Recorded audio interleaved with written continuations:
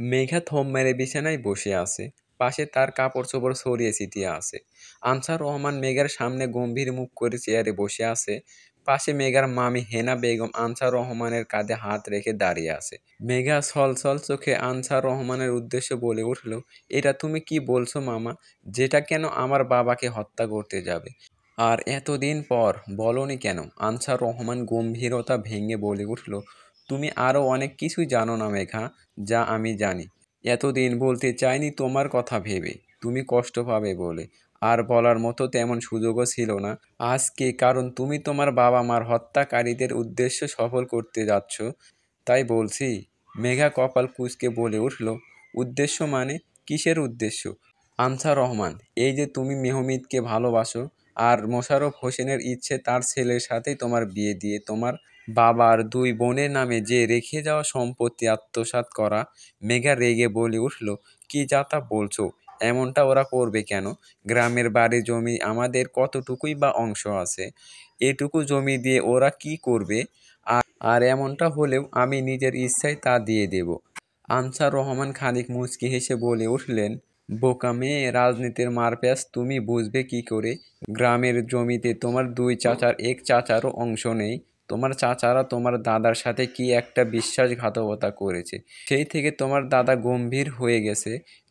নিজের ছোট ছেলেকে দূরে সরিয়ে দিয়ে তিনি বুঝতে পারছিল কত বড় ভুল সে করেছে। তিনি ছিলেন অত্যন্ত রাগী প্রকৃতির মানুষ। এমন কিছু করেছিল তোমার চাচা, যা দেখে তাদের প্রতি থেকে সমস্ত বিশ্বাস উঠে নিয়েছিলেন। তোমার বাবাকে ক্ষমা করে দেন এবং গ্রামের বাড়ির সমস্ত জমি তোমার বাবার নামে লিখে দেন। এছাড়াও শহরের 50% তোমাদের ভাগ রয়েছে। তাই তোমার চাচা ক্ষিপ্ত হয়ে তোমার বাবা মাকে হত্যা করেন। মেঘা যেন পাথর হয়ে রইল সব শুনে। মেঘা কোনো রকম নিজেকে সামলে নিয়ে বলল, কিন্তু আমার বাবা মা তো রোড অ্যাক্সিডেন্টে মারা গিয়েছেন। আনসার রহমান, সেই অ্যাক্সিডেন্টটাই তো তোমার চাচা মোশাররফ হোসেন করিয়েছেন। মৃত্যুর আগে হসপিটালে তোমার বাবা আমাকে সব বলে গেছেন। মেঘা এবার সন্দেহের দৃষ্টিতে তাকিয়ে বলে উঠল, কিন্তু আমি কিভাবে বুঝবো তুমি সত্যি বলছো? এমনও তো হতে পারে আপনি মিথ্যা বলে আমার মন ওদের বিরুদ্ধে বিষিয়ে তুলছেন।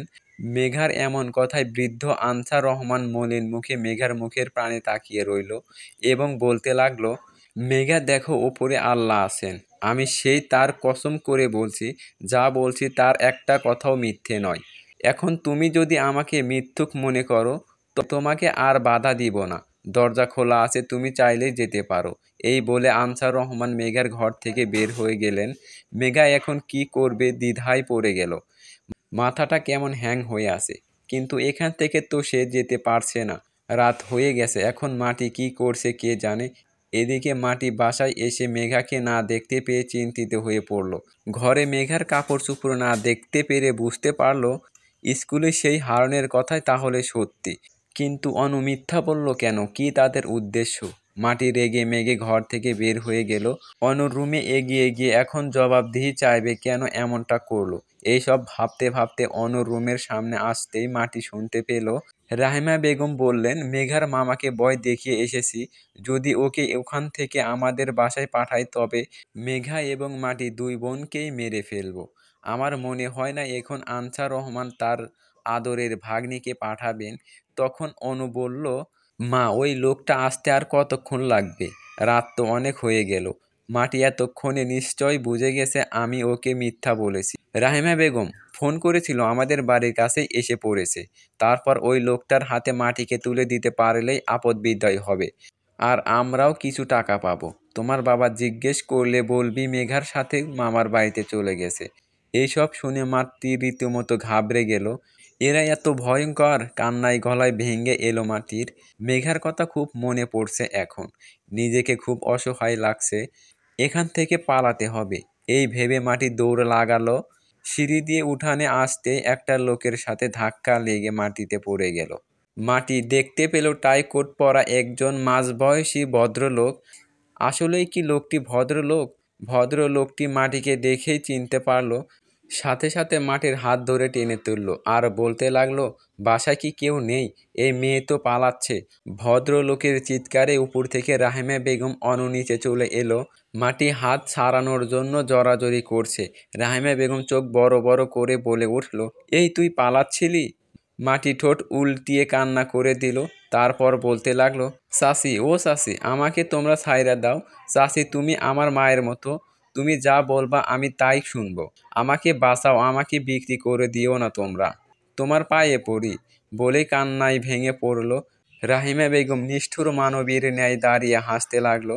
ভদ্রলোকের সামনে দাঁড়িয়ে বলতে লাগলো, আমার অ্যামাউন্টটা দিয়ে আমার জিনিসটা আপনি নিয়ে যান। রাহিমা বেগমের এই কথাই পরিপ্রেক্ষিতে বুঝতে পারল এরা কখনোই মাটি মারা গেলেও এদের যায় আসবে না। তাই নিজেকে বাঁচানোর জন্য চিৎকার করে বলতে লাগলো, কে কোথায় তোমরা আছো গো আমাকে। বাকি কথা বলার আগেই মাটিকে মুখ চেপে ধরে বেঁধে ফেলল। মাটির গায়ের ওড়না দিয়েই হাত পা বেঁধে লোকটি মাটিকে গাড়িতে উঠিয়ে দরজা আটকিয়ে দিল। লোকটি কিছুক্ষণ রাহিমা বেগমের সাথে কথা বলে গাড়ি ছেড়ে দিল। এদিকে মেঘার ভীষণ অস্থির লাগছে। তারপরে নিজের ব্যাগ থেকে মোবাইল বের করে আবারও ফেসবুক ইনস্টল করলো। নিজের অ্যাকাউন্ট লগ আউট করে এবার বিনা দ্বিধায় মেহমিদকে নক দিল। কিন্তু মেহমিদ অনলাইনে না থাকায় কোনো রেসপন্স পেল না। মেঘা কিছুক্ষণ পায়চারি করে কি করবে ভেবে না পেয়ে হঠাৎ মাহিতের কথা মনে পড়ল। কিছু না ভেবে মাহিতকে কল দিতেই মাহিত রিসিভ করলো। ওপাশ থেকে মাহিত বলে উঠল, হ্যাঁ মেঘা, কি খবর বলো। মাহিত ভাই, আপনি কি ফ্রি আছেন? মাহিত, হ্যাঁ কি হয়েছে বলো তো, তোমার গলা এমন শোনাচ্ছে কেন? মেঘা তারপর সব কিছু খুলে বলল। শুধু খেপে গেল নিজের বাবা মায়ের বিষয়টা শুনে। এদিকে মাহিত চিন্তিত কণ্ঠে বলে উঠল, কি মাটি একা আছে? আর আমি ভাইয়াকে ফোন করে এখনই সব জানাচ্ছি, তুমি টেনশন নিও না। আর এখন আমি জরুরি কাজে বাসা থেকে বের হচ্ছি, তোমায় পরে কল দেই। এই বলে মাহিত কল কেটে দিল। মাহিত কল কাটতে মেঘা কিছুটা শান্তি অনুভব করলো। কিন্তু এই মুহূর্তে মেহমিদের পাশে থাকা খুব দরকার। এই ভেবে ফোনের দিকে তাকিয়ে মেহমিদের একটা মেসেজের আশায় বসে রইল। এদিকে গাড়ি চালাচ্ছে আপন গতিতে। গ্রামের অলিগলি পেরিয়ে গ্রামের মেঠো পথ ধরে চলতে চলতে গাড়িটি শহরে এসে পড়ল। মাটির শির দ্বারা ভয়ে গাম বেয়ে পড়ছে। কি করবে ভাবতে লাগলো। এই চলন্ত গাড়ি থেকে পালানো অসম্ভব। এইসব ভাবতে ভাবতেই গাড়িটা একটা পেট্রোল পাম্পে এসে থামলো। লোকটি গাড়ি থেকে নেমে এদিকেই আসছে দেখে মরার মতো পড়ে ঘুমের অভিনয় ধরল। লোকটি মাটিকে দেখে একটা লোককে খেয়াল রাখতে বলে কোথায় যেন একটা চলে গেল। লোকটি চলে যেতে মাটি মোছড়ামুছড়ি করে হাতের বাঁধন কিছুটা আগলা করে নিল। তারপর হাতের বাঁধন খুলে ওড়নাটা গায়ে জড়িয়ে জানালা দিয়ে উকি দিল। দেখতে পেল একটা লোক অন্য গাড়ির পেট্রোল ভরছে। আর আশেপাশের রাস্তায় এত গাড়ি, লোকের আনাগোনা দেখে মাটি গাড়ি থেকে আস্তে আস্তে নামলো। তখনই একটা লোক দেখে, এই মেয়ে দাঁড়া, বলতেই মাটি দৌড় লাগালো। লোকটিও মাটির পিছনে পিছনে দৌড়াতে লাগলো। মাটি দৌড়াতে দৌড়াতে একটা ক্লাবের ভেতরে ঢুকে গেল। ক্লাবের ভেতরে ঢুকে ছেলে মেয়েদের জড়াজড়ি করে নাচতে দেখে মাটি বমি আসতে শুরু করলো। এ কোথায় এসে পড়লো মাটি। মাটি পিছনে তাকাতেই লোকগুলোকে পেছনে আসতে দেখে দৌড় লাগালো উপরে। মাটি কিছুটা উপরে আসতেই হাঁপিয়ে গেল। তখনই একটা লোক মাটির কাঁধে হাত রাখলো। মাটি ভয় পেয়ে পেছনে তাকাতেই দেখতে পেল একটা লোক তার দিকে লোভাতুর দৃষ্টিতে তাকিয়ে আছে, যা দেখে ভয়ে মাটির কলিজা শুকিয়ে গেল। লোকটা মাটিকে টেনে ভিতরে নিয়ে যেতে চাইলে মাটি কান্না করতে করতে বাধা দিতে লাগলো। লোকটি মাটির মুখে সজোরে থাপ্পড় মারলে পেছন থেকে কেউ বলে উঠল, এই যে ব্রো, মেয়েটি যেতে চাইছে না, তাহলে জোর করছেন কেন? বলেই ফোনের স্ক্রিনে তাকিয়ে থাকা লোকটি সেই কান্নাবর্ত মেয়েটির দিকে তাকালো। তাকিয়ে যেন মাথার ওপরে আকাশ ভেঙে পড়ল। এদিকে মাটি মাহিতকে দেখে থমকে গেল। হঠাৎ করে মাটি লোকটিকে জোরে ধাক্কা মেরে দৌড়ে গিয়ে মাহিদের পেছনে লোকালো। মাহিত অবাক হয়ে কিছু জিজ্ঞেস করতে যাবে, তখনই ওই লোকটি এসে মাহিদের শার্ট খামচে ধরে বলে উঠল, এখান থেকে ভালোই ভালোই চলে যা, নয়তো এখানেই পুঁতে রেখে দেব শালা। যা শুনে মাহিদের মাথায় রক্ত উঠে গেল। পরক্ষণেই মাহিদ আর লোকটির মধ্যে তুমুল ঝগড়া সৃষ্টি হলো। এর মধ্যে মাহিদের বন্ধুরা এসে দেখতে পেল এই অবস্থা। লোকটিকে মেরে অবস্থা খারাপ বানিয়ে ফেললো।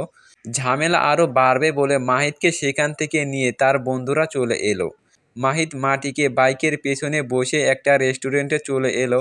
একটা টেবিলে বসে মাথায় বরফ লাগিয়ে মাহিদ চোখ বন্ধ করে বসে আছে। মাহিদ হাতাহাতির ফলে মাথায় একটু চোট পেয়েছে। মাহিদ রেগে বলে উঠল, তুমি এখানে এলে কিভাবে মাটি? মাটি বলে উঠল, আমি একটু ওয়াশরুমে যাব। মাহিদ হাত দেখিয়ে বলে উঠল, ওই সাইডে যাও। মাটি বলে উঠল, না আপনিও চলুন, আমার ভয় লাগছে। বাধ্য হয়ে মাহিদও মাটিকে সঙ্গে নিয়ে গেল। ওয়াশরুমে দরজার সামনে দাঁড়িয়ে মাহিদ বলে উঠল, এবার যাও।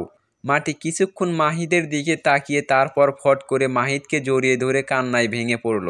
মাহিদ খানিকটা অবাক হয়, পরেক্ষণেই মাটির মাথায় হাত বুলিয়ে দিতে দিতে বলতে লাগলো, কি হলো মাটি, কাঁদছো কেন, আমাকে বলো। দেখো আমাদের যেতে হবে, বাইরে বন্ধুরা দাঁড়িয়ে আছে। তারপর মাটি কান্না করতে করতে সব কিছু খুলে বলল।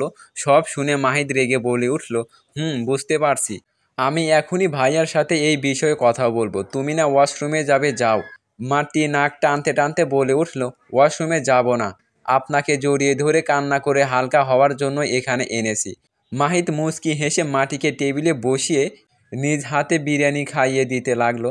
এটা দেখে মাহিদের বন্ধুরা টিটকারি মারতে লাগলো, যা শুনে একটু পর মাটি লজ্জায় লাল হয়ে যাচ্ছে। মেঘা বিছানায় শুয়ে শুয়ে ঘড়ির কাঁটার দিকে তাকিয়েছিল। তখন আনসার রহমান এসে বলতে লাগলো, আনোয়ার হোসেন আমার কাছে ফোন দিয়েছিল, জিজ্ঞেস করছিল মেঘা আর মাটি আমার কাছে আছে কিনা। আমি বলেছি মেঘা আমার কাছে আছে। কেন? আনোয়ার হোসেন বললেন, মাটি নাকি বাসায় নেই। যা শুনে মেঘা ধর ভরিয়ে বিছানা থেকে উঠে বসলো আর সাথে সাথে বলে উঠলো, আমি এখনই যাব মাটিকে নিয়ে আসতে। আমার বোনের কিছু হলে ওদের খুন করে ফেলবো। তখনই আনসার রহমান বললেন, তোমাকে আমি এই বাসা থেকে কখনোই যেতে দিব না মেঘা। আমি আমার বোনকে কথা দিয়েছি, তোমার সাথে আমার ছেলের বিয়ে দেব।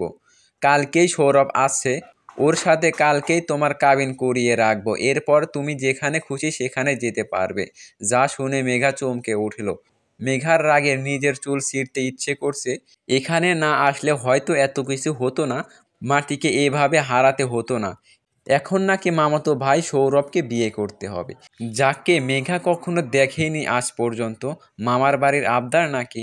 হ্যাঁ, এটা তো মামার বাড়ি, কিন্তু আমার মতামতের কোনো দাম নেই নাকি? এইসব ভাবতে ভাবতে মেঘা খেয়াল করলো ঘরের দরজা বাহির থেকে লাগানো।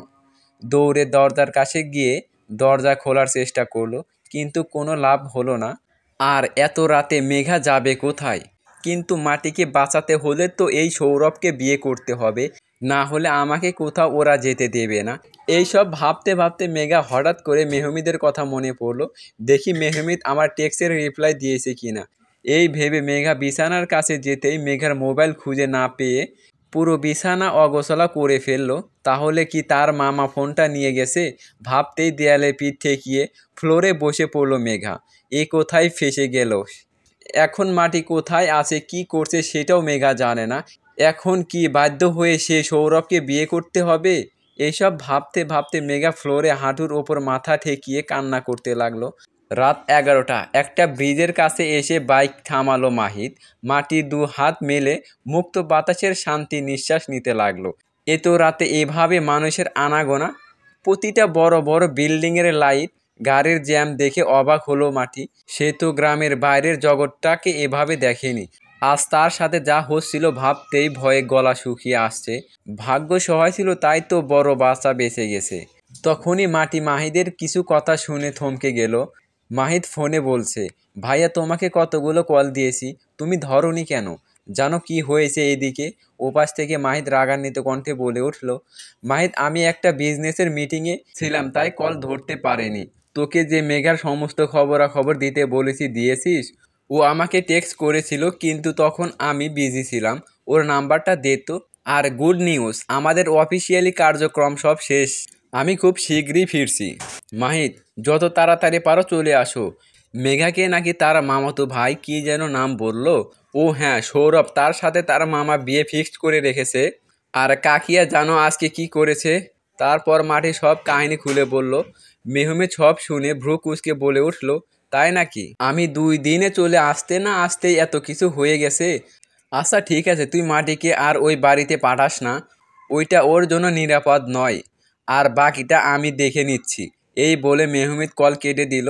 মেহমিদ কল কেটে দিতেই মাটি মেহমিদকে জিজ্ঞেস করলো, আপুর সৌরভ ভাইয়ের সাথে বিয়ে হবে মানে? এই আপনি কি আপুর সাথে কথা বলছেন? কখন কথা বললেন, আমাকে কেন দিলেন না? মাহিদ ভ্রু কুঁচকে বলে উঠল, এত প্রশ্ন করলে উত্তর দেব কয়টার? প্রথম প্রশ্ন, তোমার আপুর সাথে কথা বলে যা বুঝলাম তাতে তোমার মামা বাধ্য করে মেঘাকে বিয়ে দিতে চাইছে, এবং তা খুব শীঘ্রই। আর দ্বিতীয় প্রশ্ন, হ্যাঁ তোমার আপুর সাথে কথা হয়েছে কিন্তু তোমার সাথে দেখা হওয়ার আগে। কথা শুনে মাটি মন খারাপ করলো। তারপর বলল, আপুকে একটা কল দেন না, আমি কথা বলি। আমার এখন খুব মনে পড়ছে আপুকে। মাহিত মাটির এমন ইনোসেন্ট ফ্রেশ দেখে মুচকি হেসে মেঘার নাম্বারে কল দিল, কিন্তু বারবার কল দিয়েও লাভ হলো না, নাম্বার সুইচ অফ দেখাচ্ছে। মাহিত মাটির দিকে তাকিয়ে বলল, তোমার বোনের নাম্বার বন্ধ বলছে, মনে হয় ফোন চার্জ দিয়ে ঘুমিয়ে পড়েছে। সাথে সাথে মাটি বলে উঠল, না না, আপু নাম্বার তো বন্ধ থাকার কথা নয়। ফোনে 3 দিন পর্যন্ত চার্জ থাকে, চার্জ না লাগালেও মনে হয় আপুর কোনো বিপদ পড়েছে, চলুন না যাই আপুকে নিয়ে আসি।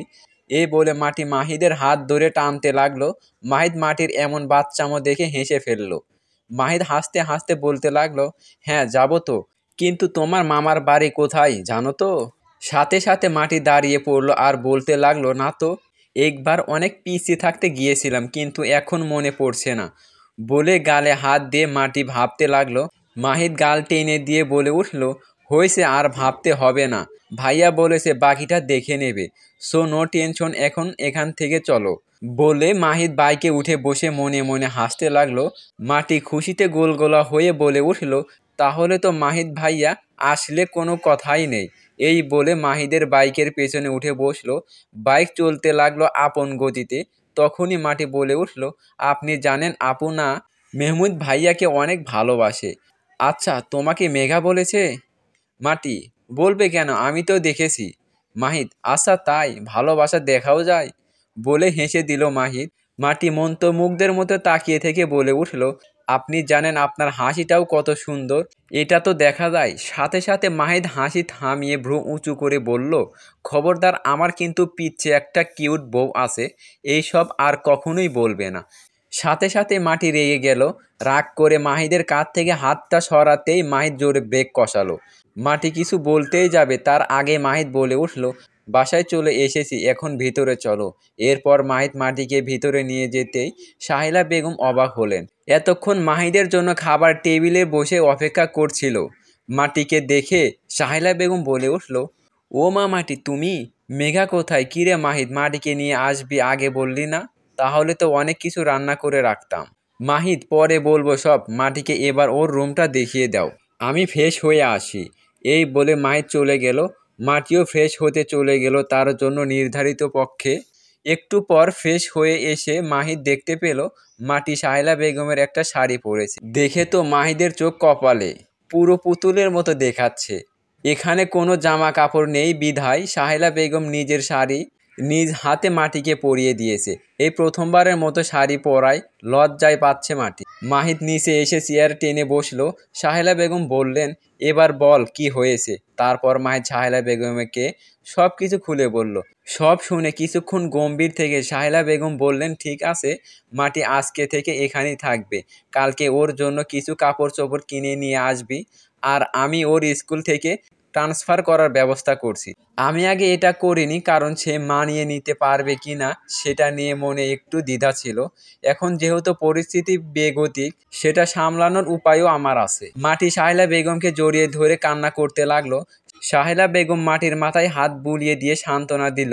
তারপর যে যার মতো ঘুমাতে চলে গেল। সকালে ঘুম থেকে উঠে মেঘা দেখতে পেল তার বিছানার পাশে কিছু শাড়ি গহনা রাখা।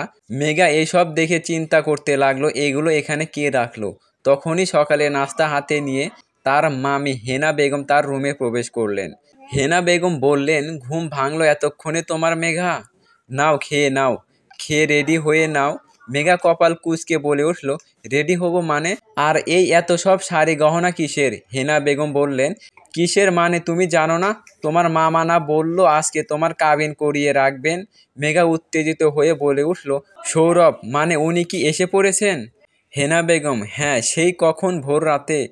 নাও, আর দেরি করো না, আমার কাজ আছে, রেডি হয়ে নাও। আমি বলেছিলাম পার্লার থেকে লোক আনতে, কিন্তু সৌরভ বলল তুমি নাকি নিজেই অনেক সুন্দর করে শাড়ি পরতে পারো। মেঘা কপাল কুঁচকে বলল, সৌরভ ভাই এত কিছু কি করে জানে? আগে কি কোথাও আমাদের দেখা হয়েছিল? হেনা বেগম থতমত খেয়ে বললেন, তিনি কাজের বাহানায় চলে গেলেন। তখনই বুড়ো আনসার রহমান মেঘার ঘরে এসে প্রশ্ন করলেন, সে কি, তুমি এখনো রেডি হওনি? মেঘা রেগে বলে উঠল, বেশি তাড়াহুড়া হয়ে যাচ্ছে না মামা? আনসার রহমান বললেন, শুভ কাজে দেরি করতে নেই, এখন তুমি রেডি হও, কাজে এসে বসে আছে। মেঘা মনে মনে বলতে লাগলো, না, এই পরিস্থিতিতে আমাকে এই মুহূর্তে শান্ত হতে হবে, নয়তো পালাতে পারবো না। মেঘা শান্ত গলায় বলে উঠল, আমার ফোনটা কোথায় মামা? আনসার রহমান, তোমার বিয়ের পর পেয়ে যাবে। মেঘা বলে উঠল, আমার ফোন না পেলে আমি বিয়ে করব না। আনসার রহমান বললেন, ঠিক আছে, এই নাও তোমার ফোন, কিন্তু মনে রেখো তোমার ফোন আমি তোমাকে দিয়েছি, এখন তোমার কথা তুমি রেখো। এই বলে চলে গেলেন। মেঘা ফোন হাতে নিয়ে দেখতে পেল মোবাইলে সিম কার্ড নেই। তাই এবার মেঘা চিন্তিত হয়ে পড়ল কিভাবে মেহমিদের সাথে কন্ট্যাক্ট করবে। তখনই ওয়াইফাই লাইন কানেক্ট করে অনলাইনে প্রবেশ করলো। ফেসবুকে দেখতে পেল মেহমিদ অনেকগুলো মেসেজ পাঠিয়ে দিয়েছে। মেহমিদ লিখেছে, হ্যাঁ মেঘা, কোথায় তুমি? কি বিপদ হলো বলো, তোমার নাম্বার বন্ধ কেন? আমাকে অনলাইনে না পেলে তুমি এই নাম্বারে কল দিও। মেঘার ফোনে তো সিম কার্ডই নেই। তখনই অনুর একটা মেসেজ আসলো। অনু টেক্সটে লিখেছে, কিরে মেঘা, মামার বাড়ির আদর কেমন খাচ্ছিস? তোর বোনকে তো পাঠিয়ে দিলাম এমন জায়গায় যেখানে সারা জীবন আদর খেয়ে বেঁচে থাকবে। এরকম মেসেজ দেখে মেঘার আর বুঝতে বাকি রইল না ওরা কি করেছে। সাথে সাথে সেই মেসেজের স্ক্রিনশট রেখে অনুকে ব্লক করে দিল। এখনই এই মেসেজ পুলিশের কাছে নিয়ে যাবে, যেভাবেই হোক মাটিকে উদ্ধার করতে হবে। তার আগে এখান থেকে মেঘাকে বের হতে হবে। মামা চাইতো আমি সৌরভকে বিয়ে করি। সৌরভকে বিয়ে করলে যদি আমি এখান থেকে বের হতে পারি তবে তাই হোক, আমি সৌরভকে বিয়ে করব। মেঘা মাটির কথা চিন্তা করে হিতাহিত জ্ঞান শূন্য হয়ে পড়ল। মেঘা না খেয়ে রেডি হয়ে গেল, চোখের কোণে কাজল লেপটে গেল, অনিচ্ছার সত্ত্বেও বইয়ের মতো সাজলো। একটু পর কাজে এসে বিয়ে পড়ানো শুরু করলো। ওড়নার পর্দার ওপারে সৌরভ বসা। মেঘা চোখ শক্ত করে বসে আছে। 3বার কবুল বলার সময় মনে হচ্ছিল নিঃশ্বাসটা বের হয়ে আসছে। অবশেষে 5 লক্ষ টাকা দেনমোহরে মেঘার বিয়ে সম্পূর্ণ হলো। মেঘা পাথরের ন্যায় বসে রইল। সবাই আলহামদুলিল্লাহ বলে উঠল। হেনা বেগম ওড়নার পর্দাটা সরাতেই মেঘা জ্ঞান হারালো। মেঘার জ্ঞান ফিরতে দেখতে পেল মাথার ওপর ফুল স্পিডে ফ্যান ঘুরছে। পরেক্ষণেই কিছুক্ষণ আগের ঘটনা মনে পড়ল। সে তো এখন বিবাহিতা, চাইলেও মেহমেদের সাথে কখনো দেখা করতে পারবে না। আলিফের কাছ থেকে ধোঁকা খাওয়ার পর মনে হচ্ছিল মেহমেদই তার জন্য পারফেক্ট। কিন্তু জীবনটা এভাবে ভাসতে ভাসতে তাকে একটা অপরিচিতির সামনে নিয়ে আসবে কে জানতো। এইসব প্রেশার না নিতে পেরে মাথায় প্রচণ্ড যন্ত্রণায় তখন জ্ঞান হারিয়েছিল মেঘা।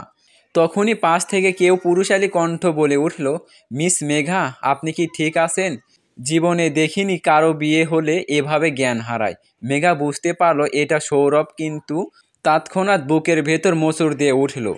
এই কণ্ঠের স্বর তার চিরপরিচিত। ফট করে মেঘা পাশে তাকালো, দেখতে পেল মেহমিদ মাথার চুল মুছতে মুছতে এসে সোফায় বসলো। ল্যাপটপটা অফ করে ভ্রু কুঁচকে মেঘার দিকে তাকালো। মেঘা চোখ ডলে অবাক হয়ে সামনে তাকালো। এখনও মেঘার কল্পনার জগতে আছে কিনা তা যাচাই করার জন্যই নিজের গালে সজোরে থাপ্পড় মারল। কিন্তু না, মেঘা থাপ্পড়ে ভীষণ ব্যথা অনুভব করলো। মেঘা বলে উঠল, মেহমিদ, সত্যি কি আপনি আমার সামনে দাঁড়িয়ে আছেন? মেহমিদ ভ্রু কুঁচকে বলে উঠল, কেন, আমাকে দেখে সৌরভ মনে হচ্ছে? বলেই কোনো রকম হাসিটা কন্ট্রোল করলো মেহমিদ। মেঘা বিছানা ছেড়ে উঠে দৌড়ে গিয়ে মেহমিদকে জড়িয়ে ধরে কান্না শুরু করে দিল। আর বলতে লাগলো, আপনি এতক্ষণে এসেছেন আমাকে নিতে? আমি আপনাকে কত টেক্সট দিয়েছি, কই আপনি তো আমার কোনো খোঁজ খবর নিলেন না। তারপর মেঘা রেগে মেহমিদকে ধাক্কাতে লাগলো আর বলতে লাগলো, এখন আর আপনাকে দরকার নেই, আপনি চলে যান, আমার বিয়ে হয়ে গেছে। মেহমিদ জোর করে মেঘার 2 হাত নিজের হাতের মুঠোয় বন্দি করে বলে উঠল, আরে এ তো দেখছি আমাকেই আমার ঘর থেকে বের করে দিচ্ছে। সাথে সাথে মেঘা থমকে গেল আর বলতে লাগলো, আপনার ঘর মানে?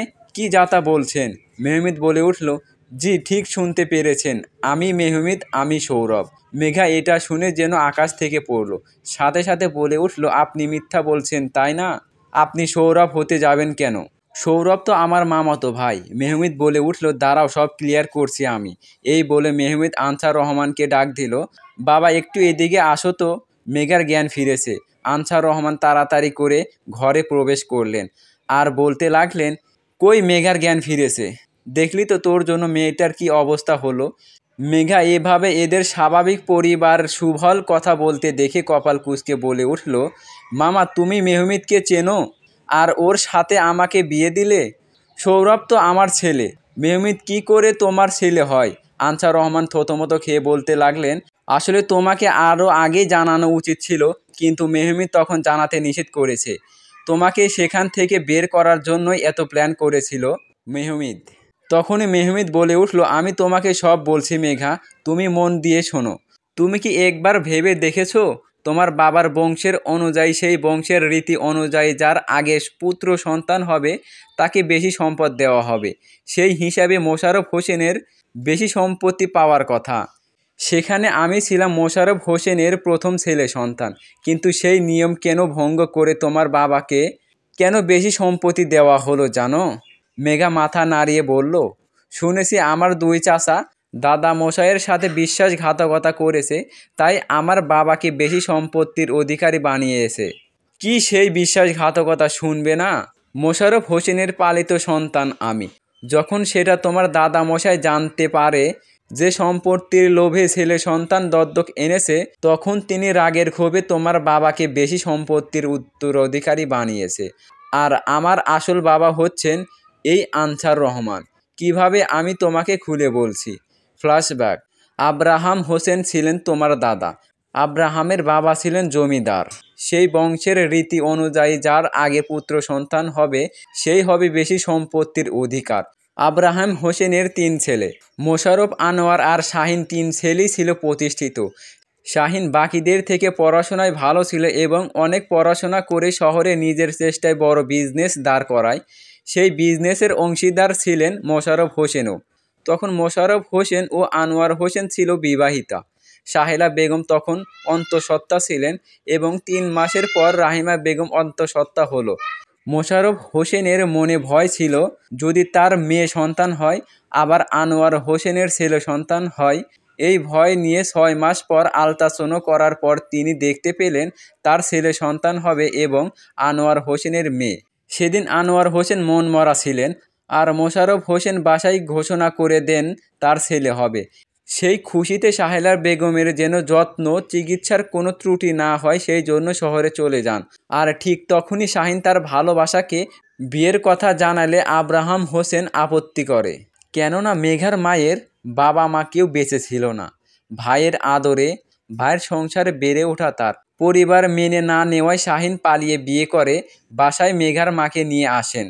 কিছুদিন আব্রাহাম হোসেন ছেলে সেই কর্মকাণ্ডের অসন্তুষ্ট থাকলেও পরে মেনে নেন। তারপর শাহিন মেঘার মাকে নিয়ে শহরে নিয়ে একসাথে সুখে সংসার করতে থাকেন। এর কিছুদিন পর মোশাররফ হোসেনের স্ত্রী সাহেলা বেগম ডেলিভারি পেন উঠলে তাকে হসপিটালে ভর্তি করানো হয়। কিন্তু দুর্ভাগ্যবশত সেদিন মোশাররফ হোসেনের ছেলের জন্মের পরেই মারা যায়। তাতে মোশাররফ হোসেনের ছেলের মৃত্যুর চাইতেও সম্পদ থেকে বঞ্চিত হওয়ার ভয়টা কাজ করতে থাকে। সে সম্পত্তি ধরে রাখার জন্য নবজাতক শিশু খোঁজার জন্য তার অফিসের দারোয়ানকে খোঁজ নিতে বলে। ইমার্জেন্সি তার একটা ছেলে সন্তান লাগবে, যত টাকা লাগে মোশাররফ হোসেন তাই দেবে। তখন আনসার রহমানেরও ছেলে সন্তান হয়, কিন্তু সন্তান প্রসবের পর আনসার রহমানের স্ত্রী মারা যায়। প্রিয় স্ত্রীকে হারিয়ে আনসার রহমান অতি দুঃখের পাথর হয়ে যান। তখন আবার আনসার রহমানকে দ্বিতীয় বিয়ে করার জন্য পীড়াপিড়ি করতে থাকে। মেঘার মা এসে আনসার রহমানকে সে তার ছেলের ভবিষ্যতের জন্য বিয়ে করতে বলেন, কিন্তু আনসার রহমান বিয়ে করতে নারাজ। এই কষ্ট ভোলার জন্যই আনসার রহমান এক সময় মাদকে আসক্ত হয়ে পড়েন এবং এর ফলে সমস্ত কিছু বিক্রি করে প্রায় নিঃস্ব হয়ে যাওয়ার মতো অবস্থা। তখন নেশা করার জন্য টাকা না পেয়ে একটা অফার পান, তার ছেলেকে বিক্রি করে দিলে সে অনেক টাকা পাবে। যেহেতু তিনি ছেলেকে ঠিকঠাক মতো দেখভাল করতে পারছেন না, তাই তিনি ছেলেকে বিক্রি করে দেন, কিন্তু কার কাছে বিক্রি করেছে তা জানতেন না। এইসব আনসার রহমান কিছুই জানতো না। তাকে এতদিন জানানো হয়েছিল তার ছেলে আইসিইউতে ভর্তি আছে। সেদিন সেই শিশুটিকে আদর যত্ন করে লালন পালন করেন।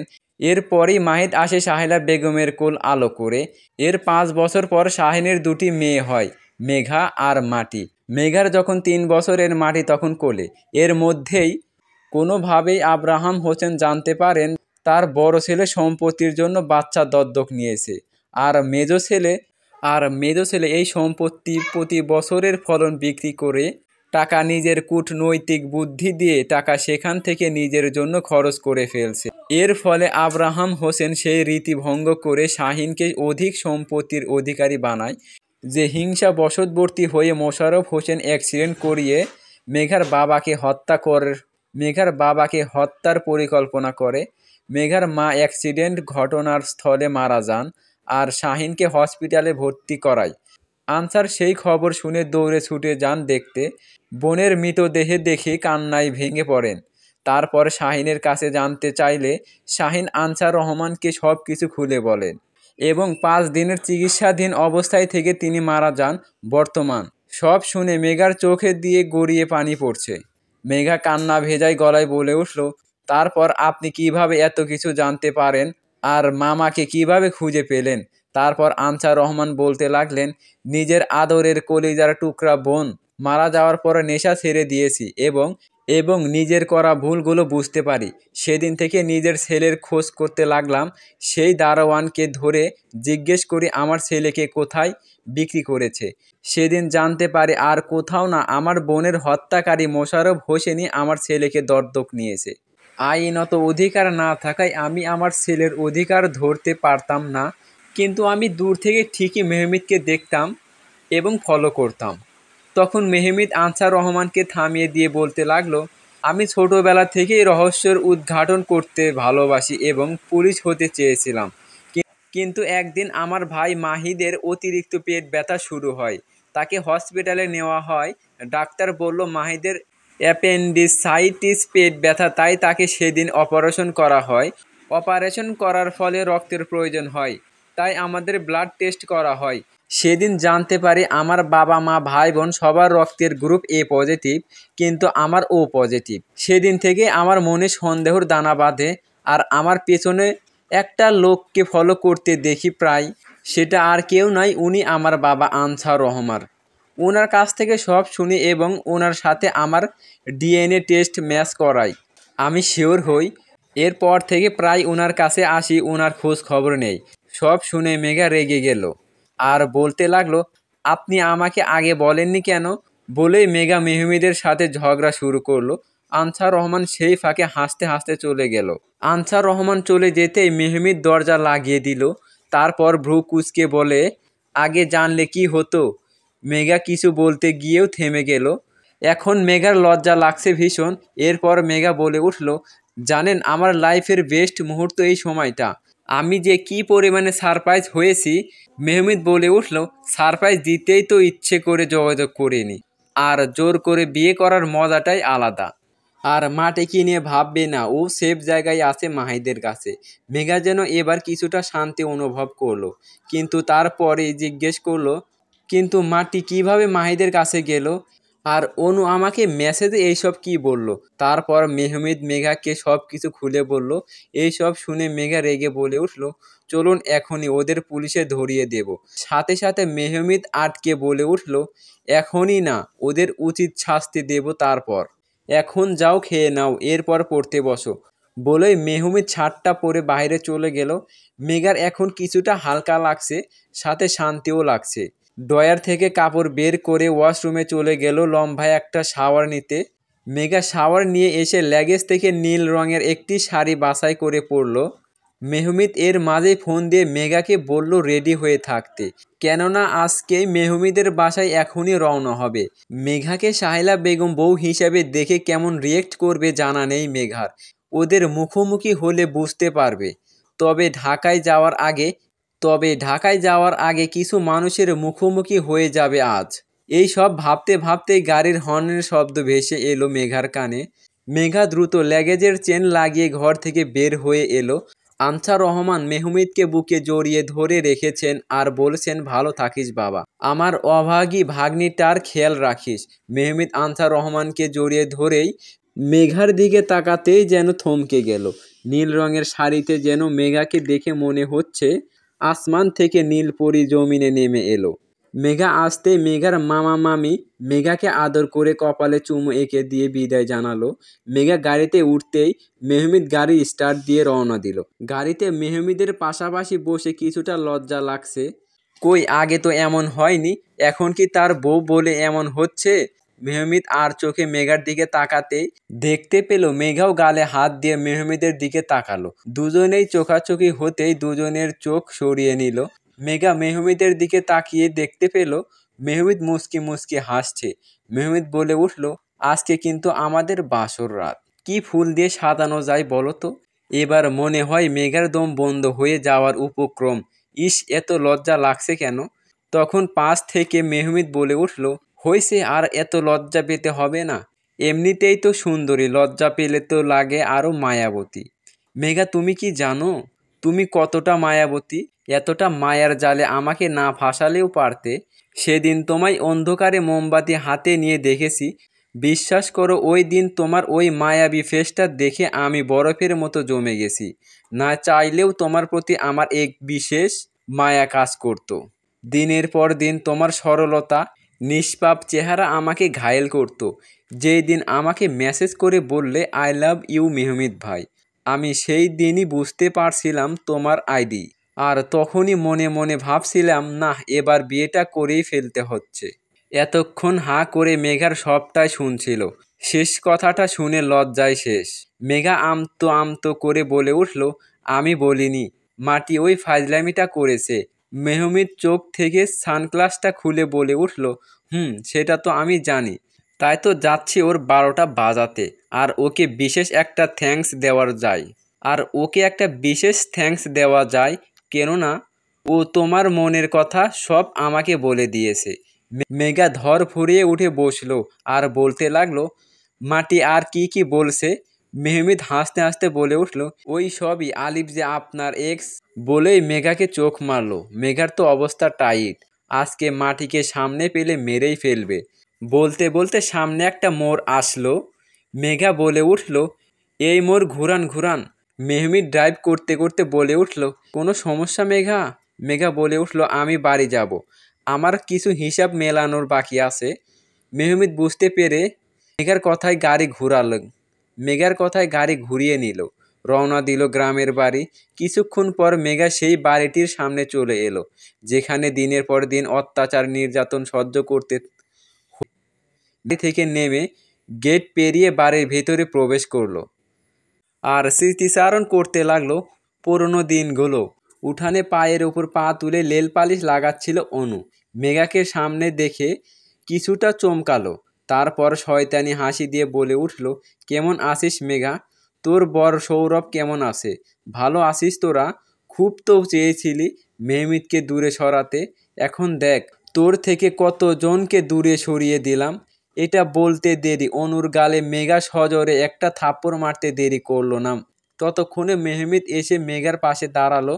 অনু মেহমিদকে মেঘার সাথে দেখে চর খাওয়ার কথা ভুলে অবাক হয়ে মেহমিদকে দেখতে লাগলো। ততক্ষণে রাহিমা বেগম এসে মেঘাকে গালিগালাজ করতে লাগলো। মেঘা বলে উঠল, আপনি চুপ করুন চাচি, আগে আপনার মেয়ের কথার উত্তর দিয়ে নেই।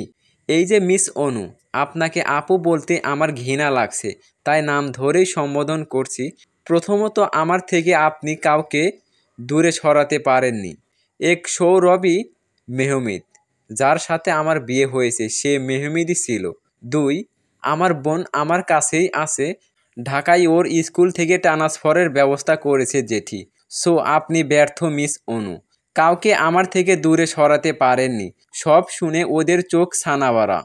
তখনই রাহিমা বেগমের ফোনে কল এলো। তিনি রিসিভ করতেই ওপাশ থেকে কেউ বলে উঠল, ওই মেয়েটি পালিয়েছে, হয় টাকা ফেরত দিন, নয়তো আপনার মেয়েকে আমাদের হাতে তুলে দিন। অনুর কথা শুনতেই রাহিমা বেগমের মাথায় আকাশ ভেঙে পড়ল। সেদিন তো কিছু টাকা অনু অনলাইন থেকে শপিং করে কিছু ভেঙে ফেলেছে, এখন কি করবে? রাহিমা বেগম মাথায় হাত দিয়ে বসে পড়লেন। মেঘা তৈছিল হেসে বলল, যেমন কর্ম তেমন ফল চাচি, আপনি আপনার ঘোড়া গর্তেই পড়েছেন। কিছুদিন পর এই বাড়িটা আপনাদের হাতছাড়া হবে। মেজো চাচাকে থাকার মতো কিছুটা জমি দেব, কিন্তু সেখানে ঠাঁই হবে না আপনার। খুব শীঘ্রই আপনাদের কর্মের ফল ভোগ করবেন। আজ চলি। এই বলে মেঘা আর মেহমিদ সেই জায়গায় প্রস্থান করল। মেঘা চলে যেতেই রাহিমা বেগমের মাথায় হাত দিয়ে বসে পড়লেন। এখন এই বিপদ থেকে কে রক্ষা করবে তাদের? মেঘা দৌড়ে এসে সেই পুকুর পাড়ে এসে থামল। মেহমিদ পেছন থেকে মেঘার কাঁধে হাত রাখতেই মেঘা ফট করে মেহমিদের বুকে ঝাঁপিয়ে পড়ল। মেঘা মেহমিদকে জড়িয়ে ধরে বলতে লাগলো, আজকে আমার ভীষণ হালকা লাগছে মেহমিদ, আমি আমার মনের সমস্ত ঝাড় মিটিয়ে এসেছি। মেহমিদ মেঘার মাথায় হাত বুলিয়ে দিতে দিতে বলল, তো এখন এখান থেকে চলে যাই, চলুন। এভাবে জড়িয়ে ধরে রাখলে আমার তো আদর করতে মন চাইবে।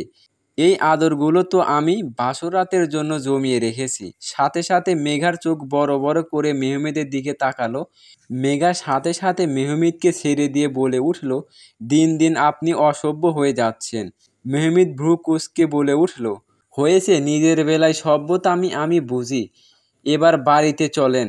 মেঘা 4-5টা চোখ বুলিয়ে বলতে লাগলো, শুনুন না, আমার এখন গাড়িতে চড়তে ইচ্ছে করছে না, চলুন না আমরা একসাথে ওই 10টা সাধারণ কাপড়ের মতো রিক্সা করে গোটা শহরটা ঘুরে বেড়াই। কোথাও ক্লান্ত হয়ে গেলে কোনো একটা লেকের পাড়ে বসে দুজন মিলে ঝালমুড়ি খেতে খেতে গল্প করি। মেহমিদ মেঘার কথায় কোনো উত্তর না দিয়ে গাড়ির দিকে হাঁটা ধরলো। মেহমিদ মেঘার কথা রাখবে না, তাই মন খারাপ করে গাড়িতে উঠে বসলো। তখনই গাড়ি থেকে সানগ্লাসটা নিয়ে চোখে পড়ল মেহমিদ।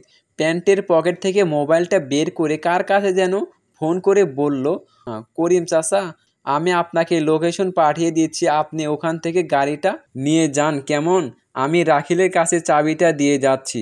এই বলে ফোনটা কেটে দিয়ে গাড়ির সিট থেকে ম্যানিব্যাগটা পকেটে রাখতে রাখতে বলে উঠল, নামুন ম্যাডাম, কিছুটা পথ আইসক্রিম খেতে খেতে গেলে মন্দ হয় না। মেঘা খুশিতে আত্মহারা হয়ে গাড়ি থেকে নেমে মেহমিদের হাত ধরে গ্রামের মেঠো পথ দিয়ে হাঁটতে লাগলো। কিছু দূর যাওয়ার পর একটা আইসক্রিমের দোকান থেকে 2টা আইসক্রিম খেতে খেতে দুজন হাঁটতে লাগলো। একটু পর মেঘা আনমনে গেয়ে উঠল, এই হাতটা ধরে যেতে চাই আমি সত্যিই বহুদূর, যদি কখনো যাও হারিয়ে হৃদয়ও ভাঙচুর। আমি তোমার পথে হেঁটে হেঁটে রাতকে তুলব জাগিয়ে, আমি বৃদ্ধ হব তোমার হাতে, তোমায় তুলব রাগিয়ে। তখনই মেঘার মনে হলো কেউ তার হাত শক্ত করে ধরে রেখেছে। পাশে তাকিয়ে মেহমিদের হাত ধরে রাখায় মেঘাও সায় জানিয়ে মেহমিদের কাঁধে মাথা রেখে পথ চলতে শুরু করলো। একটু পর একটা রিক্সা থামিয়ে দুজন রিক্সায় উঠে বসলো। তারপর সামনে একটা পার্কের মতো জায়গায় এসে রিক্সা থামালো। মেহমিদ ভাড়া মিটিয়ে দিয়ে মেঘাকে নিয়ে একটা ফুলের দোকানের সামনে নিয়ে গেল। মেহমিদ সেই দোকান থেকে একটা বেলি ফুলের মালা কিনে মেঘার হাতে ধরিয়ে দিল। তখনই হইচই শুনে মেহমিদ ও মেঘা ভ্রু কুঁচকে সামনে তাকালো। সামনে তাকিয়ে যা দেখতে পেল তাতে মেঘার চোখ দুটো ছানা বড়া হয়ে গেল। মেঘা আর মেহমিদের বিষয়টা বুঝতে আরেকটু সামনে গিয়ে দেখতে পেল আলিফ একটা ছেলের শার্টের কলার ধরে শাসাচ্ছে। পাশ থেকে তিশা আলিফকে থাপ্পড় মেরে বলে উঠল, কি সমস্যা তোমার আলিফ? আমার আর তোমার ডিভোর্সের কথাবার্তা চলছে, তোমার সঙ্গে আমার থাকা ইম্পসিবল, আর তোমার সাথে আমার যাই বলো তো। আলিফ বলে উঠল, এইসব কি বলছো তিশা তুমি? আমি তোমাকে ভালোবাসি, তুমি আমাকে ভালোবাসো, আমাদের বিচ্ছেদ হতে পারে না। তখনই তিশা বলে উঠল, এমন ভাব করছো কেউ যেন লাইফে মুভ অন করেনি। আরে এটা অহরহ ঘটেছে, আর তুমি নিজেকে দেখছো? তোমার সাথে আমার থাকা সম্ভব না। বিচ্ছেদ কি শুধু তোমার আর আমার মধ্যেই হচ্ছে এমন না, এরকমটা সবার সাথেই ঘটে। আর এখন বুঝতে পারছি তুমি আমার মোহ ছিলে, ভালোবাসা না। এখন আমার ভালোবাসা আমি পেয়ে গেছি। আমাকে আমার মতো থাকতে দাও, আর তুমি তোমার মতো থাকো, আর ডিভোর্স পেপার খুব শীঘ্রই আমি পাঠিয়ে দিচ্ছি। এই বলে তিশা সেই ছেলেকে নিয়ে চলে গেল। মেঘা তো পুরোই অবাক। একদিন আলিফ যেই ডায়লগ মেঘাকে দিয়েছে, আজ সেটা আলিফ রিটার্ন নিজেই পেল। তাই তো বলি, রেভেন্স অফ নাটুর। উপরওয়ালা ছাড় দেয় কিন্তু ছেড়ে দেয় না, শুধু সময়ের অপেক্ষা। মেঘা পাশ থেকে এক মহিলাকে বলতে শোনা গেল, পরকিয়া বুঝছো, পরকিয়া। এই মেয়ে নাকি কয়দিন ধরে জামাইয়ের সাথে আলাদা থাকছে, এখন হাতে নাতে এইখানে ধরা পড়লো। মেয়েটা কেমন করে নিজের জামাইকে ফেলে চলে গেল। মেঘা নীরবে মেহমিদের হাত ধরে সেখান থেকে চলে গেল, আর অসহায়ের মতো কাঁদতে লাগলো আলিফ। অবশেষে রিক্সা করে বিশাল এক বাড়ির সামনে এসে নামলো মেহমিদ আর মেঘা। সাহেলা বেগম দুজনকে একসাথে দেখে প্রথম অবাক হলেও পরে সবটা শুনে খুশি হলেন। খুশিতে মেনে নিল দুজনকে, মাটি মেঘাকে জড়িয়ে ধরল খুশিতে। মেঘা যেন বোনকে কাছে ফিরে পেয়ে প্রাণটা জুড়িয়ে গেল। তখনই অফিস থেকে মোশাররফ হোসেন এসে সবটা শুনতে পেরে গম্ভীর হয়ে উপরে চলে গেলেন। সাহেলা বেগম বলে উঠলেন, আমাদের না জানিয়ে তোমরা নিজেরাই বিয়ে করে নিলে, তাই মেহমেদের বাবা একটু রাগ করে থাকলেও ও তোমাদের হাসি মনেই মেনে নেবেন।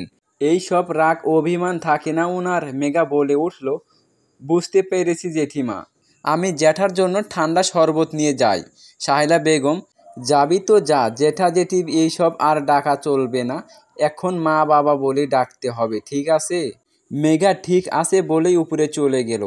মেহমিদ ফ্রেশ হতে নিজের রুমে চলে গেল। এদিকে মোশাররফ হোসেন রাগে ফুঁসতে ফুঁসতে বলতে লাগলো, তোমাকে কি বলেছি রাহিমা, তুমি এত কেয়ারলেস কিভাবে হলে? সব কিছু তো পাল্টে গেল। তখনই মেঘা শরবত হাতে নিয়ে এসে বলতে লাগলো, কি শ্বশুর মশাই, চাল উল্টো চলে গেল তো। অবশ্য যাদের কথা বলছেন তারা কালকেই মাথা গোঁজার ঠাঁই হারাবে। আপনি শরবত খেয়ে মাথা ঠান্ডা করুন, কারণ সামনে অনেক কিছুই ঘটবে। আর আমার বাবার বিজনেস 50% মালিকানা, সব কিছুর হিসাব আমি চাই, এবং আমি অফিসে জয়েন করে সব কিছুর দায়িত্ব আমি নেব। আপনি বুড়ো হয়ে গেছেন, একটু অবসর থাকা আপনার স্বাস্থ্যের জন্য ভালো। এই বলে রহস্যময় একটা হাসি দিয়ে মেঘা বেরিয়ে গেল। মোশাররফ হোসেন অবাক হয়ে মেঘার যাওয়ার পানে তাকিয়ে থেকে অফুরন্ত স্বরে বলে উঠল, সে কি আসলে মায়াবতী নাকি মায়াবিনী?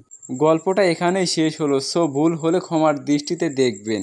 গল্পটা কেমন লাগলো অবশ্যই কমেন্ট বক্সে কমেন্ট করে জানাবেন। আর এরকম গল্প পেতে আমার চ্যানেলটি অবশ্যই সাবস্ক্রাইব করে পাশে থাকা বেল বাটনটি অন করে দেবেন।